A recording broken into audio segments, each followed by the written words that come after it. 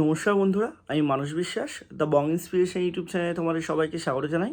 আশা করি তোমরা সবাই সুস্থ আছো এবং ভালো আছো।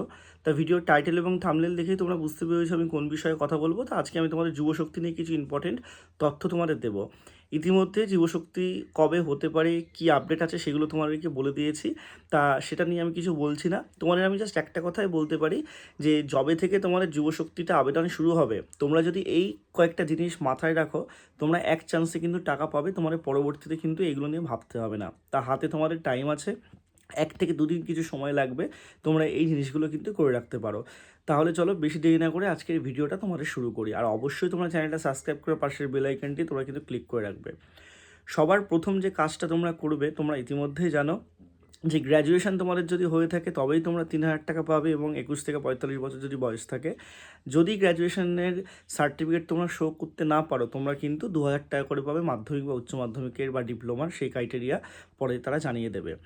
বিষয়টা হচ্ছে, আমাদের পশ্চিমবঙ্গে একটা ম্যাক্সিমাম স্টুডেন্ট এই ভুলটা করে। তারা থার্ড ইয়ারের পরীক্ষার পর বা গ্র্যাজুয়েশন পাশের পর যে তারা রেজাল্টটা পায়, রেজাল্টের পরে কিন্তু তারা সার্টিফিকেট বার করে না। এটা অবশ্যই একটা কিন্তু অনীহা।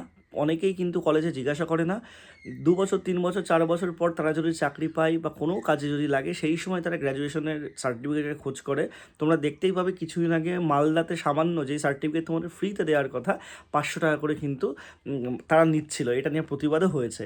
তা বিষয়টা হচ্ছে, তোমরা তোমাদের যে সংশ্লিষ্ট গ্র্যাজুয়েশনের সার্টিফিকেট, নট মার্কশিট, সার্টিফিকেটটা তোমাদের কিন্তু যুবশক্তিতে লাগবে। আমি এটা তোমাদের 100% কিন্তু বলছি। তোমরা অনেকেই বলতে পারো এখনও তো অফিসিয়াল বিজ্ঞপ্তি আসেনি, কিন্তু আমি তোমাদের এইটুকু বলছি, তোমাদের সার্টিফিকেটটা লাগবে। যেটা ন্যায্য কথা সেটাই তোমাদেরকে বলছি।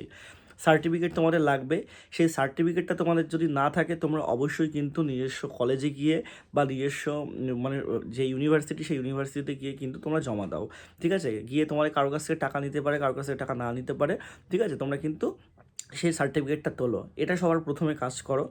আধার কার্ড, ভোটার কার্ড এবং তোমাদের প্যান কার্ড যদি থাকে, প্যান কার্ডটা ইস্যু না, আধার কার্ড আর ভোটার কার্ডের নামগুলো যদি ঠিক থাকে, বাবার নাম বা তোমাদের নাম যদি কোনো ভুল থাকে বা ডেট অফ বার্থ যদি ভুল থাকে, সেগুলো তোমরা ঠিকঠাক করে রাখো।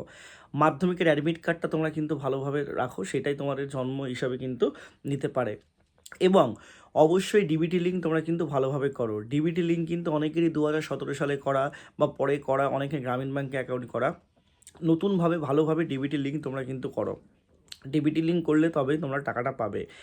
এই কিছু কিছু জিনিস তোমাদের কিন্তু করতে হবে। অনেকে বলছে এমপ্লয় এক্সচেঞ্জ কার্ড করতে হবে, এটা কোনো ভিত্তিহীন। সরকার কোনোদিন কোনোভাবেই বলেনি যে এমপ্লয় এক্সচেঞ্জ কার্ড তোমাদের করতে হবে। এটা তোমাদের না মানে লাগবে না, আমি সেটা এখনও বলতে পারবো না, কিন্তু এইটুকু তোমাদের বলতে পারি যে তোমাদের সংশ্লিষ্ট যে হাইয়েস্ট কোয়ালিফিকেশান, সেটার যে তোমাদের সার্টিফিকেট, সেই সার্টিফিকেটটা তোমরা কিন্তু রেখে দাও তোমাদের কাছে, এবং ডিবিটি লিঙ্কটা করে রাখো। আর কিচ্ছু তোমাদের করা লাগবে না, কোনো জটিলতা তোমাদের সৃষ্টি কিন্তু হবে না। ঠিক আছে? এইটুকুই তোমাদেরকে বলবো। আর একটা কথা তোমাদেরকে বলবো যে অন্নপূর্ণা নিয়েও অনেকে ভাবছো, যুবশক্তি নিয়েও ভাবছো। যুবশক্তির টাকাটা তোমরা হয়তো অক্টোবরেই পাবে, কিন্তু ফর্ম ফিল আপ কবে থেকে শুরু হবে সেটা অফিসিয়ালি এখনও পর্যন্ত জানা যায়নি। সবাই সুস্থ থেকো, ভালো থেকো, ধন্যবাদ।